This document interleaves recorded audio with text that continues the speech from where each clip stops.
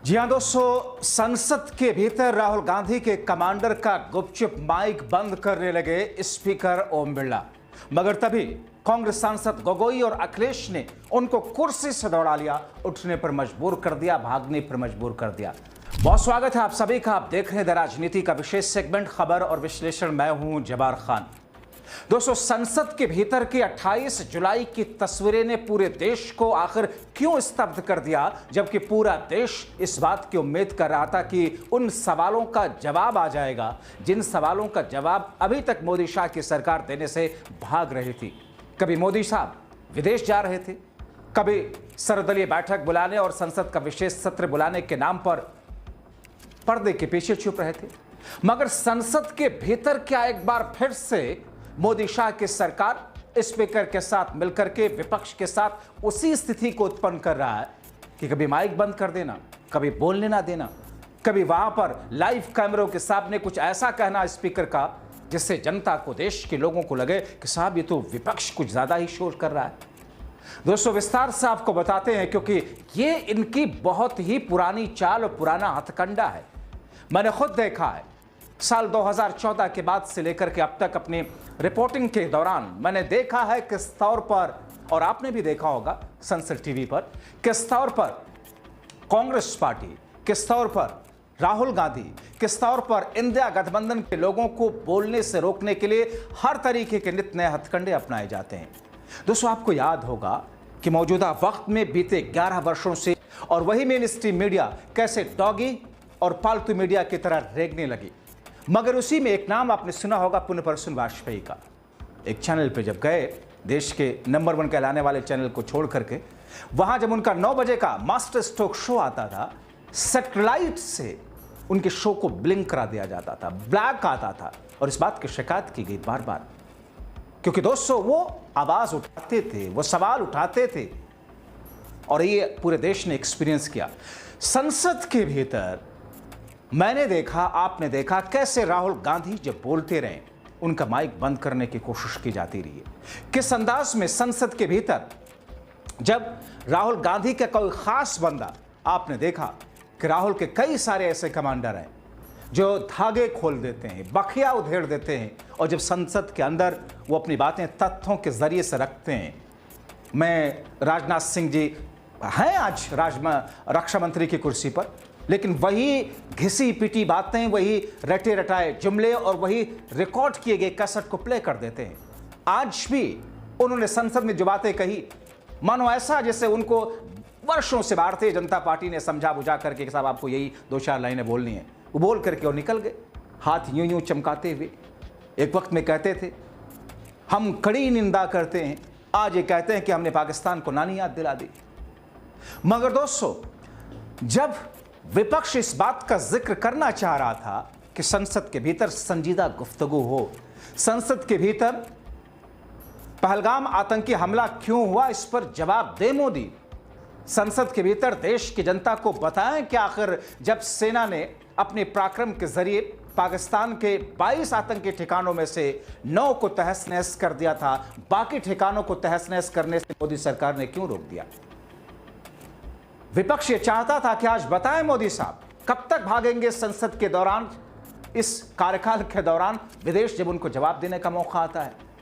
मगर जैसे ही राहुल गांधी के कमांडर बोलने की कोशिश करने लगे, तरुण गोगोई जिस अंदाज में, जिस तरीके से वो अपनी बातें रखने की कोशिश करने लगे, बीच बीच में उनका माइक बंद कर दिया गया। और उनके माइक को बंद करने के बाद में जो स्थिति हुई, तो फिर मोदी और शाह दोनों भौचक्के होकर के देखते रह गए। और जिस अंदाज में राहुल गांधी, अखिलेश यादव और उन तमाम लोगों की तरफ से जो कुछ किया गया, उसने धागे खोल दिए मोदी शाह की रणनीति की, और इस तमाम चीज़ों के लिए जो एक तरीके से जो नीति और जिसे कथित तौर पर साजिश कहा जा रहा है। क्या दिक्कत है संसद के भीतर, आप बताइए ना। क्यों हुआ पहलगाम आतंकी हमला, क्यों आपने रोका ऑपरेशन सिंदूर, किसके दबाव में रोका? अमेरिका के दबाव में नहीं रोका, ट्रंप के, तो आप खुल करके क्यों नहीं बोल पाए अभी तक? आपने एक बार क्यों नहीं कहा कि हमें बिजनेस का लालच दे करके नहीं रोका गया? मगर ये सारी की सारी चीजें जिस अंदाज में अब तक सरकार के सामने सवालों के शक्ल में मुंह बाए हुए खड़ी थी, और एक बार फिर से संसद में मोदी और शाह के सामने आंखों में आंखें डाल करके अपनी बातें रख करके जवाब लेने की कोशिश की जा रही थी, उस बीच में माइक बंद किए जाने लगे। गजब अंदाज थरथरई की मूड में सत्ता पक्ष मोदी शाह को बचाने के लिए किस तौर पर लोकसभा स्पीकर किस अंदाज में देखने को मिले, आप देखिए उनकी छोटी सी झलक। और यह सब करने के बाद किस बेशर्मी के साथ में वो फिर विपक्ष को ही उल्टा समझाने की कोशिश करते हैं, हड़काने की कोशिश करते हैं। आम भाषा में अगर मैं कहूं,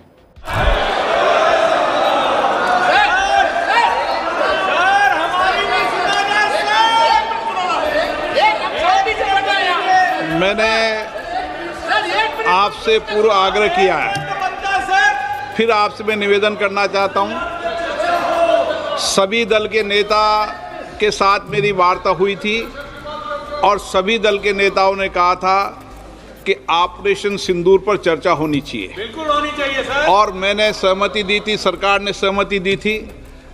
अब फिर आग्रह कर रहा हूं, आप ऑपरेशन सिंदूर पर चर्चा होने दें।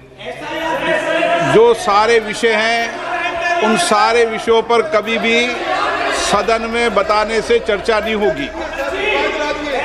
मैं फिर आपसे आग्रह करता हूं,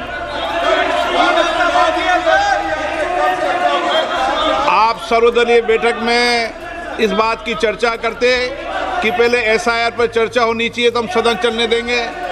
पहले आप कमिटमेंट करते हैं, चर्चा करते हैं। अखिलेश जी, आप सदन के नेताओं को भेजा करो तो थोड़ा समझा कर भेजा करो। निर्णय करने की क्षमता हो तो सर्वदलीय बैठक में आया करो। अगर निर्णय कोई पीछे से कर रहा हो, आपकी क्षमता से बताने दो। सदन चलेगा तो ऑपरेशन सिंदूर में चलेगा। सदन की कार्रवाई 2 बजे तक के लिए स्थगित की जाती। दोस्तों, दरअसल 28 जुलाई को जब ऑपरेशन सिंदूर, दोस्तों मैं एक और चीज आपको जिक्र करूंगा।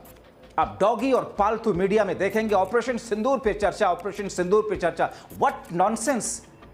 ऑपरेशन सिंदूर पे कौन सी चर्चा भैया? चर्चा है पहलगाम आतंकी हमले पर, चर्चा है ऑपरेशन सिंदूर को रोक दिए जाने पर। मगर ये डॉगी और पालतू मीडिया ऑपरेशन सिंदूर पर चर्चा। ऑपरेशन सिंदूर जो हुआ पूरे देश ने जाना, उस पर क्या बताएंगे मोदी और शाह कि हमने ऑपरेशन सिंदूर किया? अरे उस सेना ने किया, हमने सबने देखा।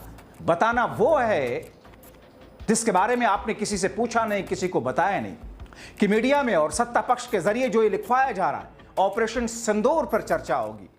ऑपरेशन सिंदूर पर चर्चा की जरूरत देश को नहीं है। ऑपरेशन सिंदूर को रोके जाने पर चर्चा की जरूरत है देश के लिए। ऑपरेशन सिंदूर पर सीजफायर करने की जरूरत है चर्चा के लिए। और यही अंदाज, ऑपरेशन सिंदूर पर सीजफायर क्यों किया गया, ट्रंप की बातों का जवाब क्यों नहीं दिया गया मोदी और शाह की तरफ से, इस बात पर चर्चा की जरूरत है। ट्रंप ये कहते रहे 24-25 बार कि बिजनेस का लालच दिला करके हमने 2 परमाणु शक्तियों को युद्ध रुकवाया, और हमने कहा रोको वरना दोनों तरफ परमाणु शक्ति वाले देश हैं, बहुत सारी जाने जाएंगी। पाकिस्तान को भारत के साथ ला करके खड़ा कर दिया डोनाल्ड ट्रंप ने, और मोदी शाह के मुंह से फूटी कौड़ी तक नहीं सुनी। ये वही मोदी शाह है जो रैलियों में किस तौर पर इनका ऐसा ड्रामा सामने आता है मानो कोई हॉलीवुड की फिल्म चल रही हो, कोई फिक्शन चल रहा हो, कोई थ्रिल मूवी चल रही हो। मगर सारी निडरता, सारी बेबाकी, सारी बहादुरी निकल गई जब डोनाल्ड ट्रंप की बातों का काट करना था। और ऐसे में दोस्तों, जाहिर तौर पर बिहार में जो कुछ आप करवा रहे हैं, बैकडोर से एनआरसी लगवाने की जो सब कुछ सोची समझी साजिश आप करवा रहे हैं, इन तमाम मुद्दों के साथ वो मुद्दा सबसे अहम है क्योंकि बिहार में चुनाव होने जा रहा है। और ऐसे में एसआईआर का, जिस एसआईआर पर संसद के परिसर में प्रदर्शन किया गया, जिस तरीके से, जिस अंदाज में संसद के भीतर और संसद के बाहर सत्ता पक्ष को घेरने की कोशिश की गई, जिसमें सोनिया गांधी भी रही, जिसमें राहुल गांधी, जिसमें अखिलेश यादव, जिसमें सत्ता पक्ष के खिलाफ में विपक्ष के तमाम नेता, तमाम सांसद मौजूद रहे, कैसे पहले 1 बजे तक संसद को स्थगित कर देते हैं, 2 बजे तक स्थगित कर देते हैं। दरअसल दोस्तों, मेरी निगाह में मोदी सरकार ने बड़ी चालाकी से इस सत्र के दौरान चर्चा की हामी तो भर ली विपक्ष के दबाव में। मगर मोदी सरकार ये चाहती नहीं कि इस बात पर चर्चा हो, क्योंकि चर्चा होगी तो जवाब देने पड़ेंगे। मगर जवाब नहीं है, एक ही जवाब इनका है कि नहीं, हमने अमेरिका के दबाव में सीजफायर नहीं किया। तो सवाल इस बात का है, किसके दबाव में किया? पाकिस्तान के। और यही कह रही है सत्ता पक्ष के नेताओं का यही कहना है। हमने पाकिस्तान ने कहा बस कीजिए महाराज, और हम रुक गए। ये तो और बड़ा जुर्म है, मुजरिम है आप, देश के मुजरिम आप, 26 उन लोगों के जिनकी जिंदगियां खत्म हुई क्योंकि पाकिस्तान को बिना उस स्तर का सबक सिखाए हुए आपने सेना के पराक्रम को वहीं पर रोक देने के लिए आदेश जारी कर दिया। मानता हूं मैं, डीजीएमओ की आपस की बातचीत होती रहती है, ऑप्शन हमेशा खुले रहते हैं, हॉटलाइन खुली रहती है। उधर के डीजीएमओ ने कहा और इधर के डीजीएमओ ने हां कर दिया। जंग करने का और जंग रोकने का फैसला सरकारें लेती हैं, सेना नहीं लेती है, डीजीएमओ नहीं लेते हैं। सरकार चाहती है, इजाजत देती है, यहां शुरू कीजिए, हाथ खुले हैं। लेकिन सेना ने तो यहां पहले ही कह दिया। आपको याद होगा डिफेंस के एक अटैची के एक बयान को इंडोनेशिया में कि पॉलिटिकल इंटरफेरेंस की वजह से, राजनीतिक इच्छा शक्ति के ना होने की वजह से या उनके एक दबाव की वजह से हमारे विमान गिरे थे। और ये बात देश के सीडीएस अनिल चौहान ने कही थी। वही बात, उसका अगला एक्सटेंशन इंडोनेशिया में कहा गया था कि उस वक्त पॉलिटिकल हस्तक्षेप की वजह से, क्योंकि हमें सिर्फ कहा गया था कि आप वहां के पाकिस्तान के आतंकी ठिकानों पर सिर्फ हमला कीजिएगा।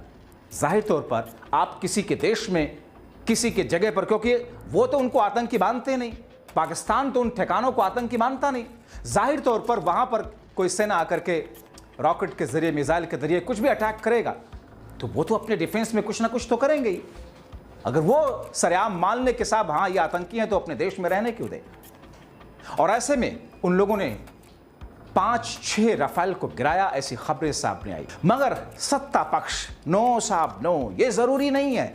राजनाथ सिंह को देखिए, मैं तो समझता था कि शायद अपनी विवेक की बातें भी जब देश की बात हो तो कर सकेंगे, मगर मोदी शाह के डर में ये अपने विवेक की बातें तक नहीं कह पाते हैं।